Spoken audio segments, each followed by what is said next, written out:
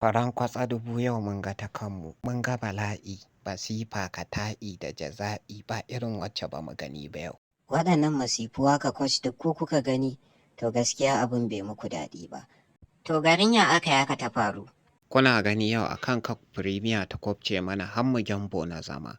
Wannan ɗan iskan da ya ci mu ‘yan cizo yake ko mai cizo na sa aka doke shi aka kai shi injuri.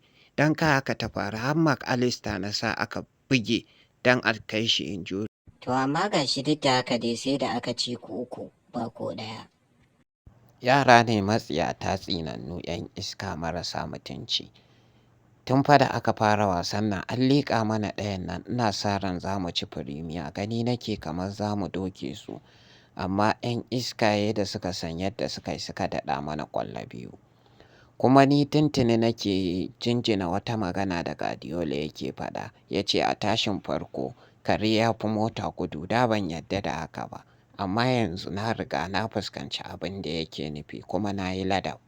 Kuma na miƙa wuya kawai babu yadda na iya wannan a jinin mu ce ina tunanin akwai wata tsinuwa da take bin mutum tuntuni.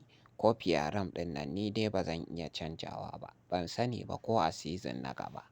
Ni Zaka ma nake tausayawa a wasanmu da ya wuce yana ta faɗa da wani akan an ce mana 'yan dakon tebul. To yanzu Zaka sai ka yi haƙuri ta tabbata.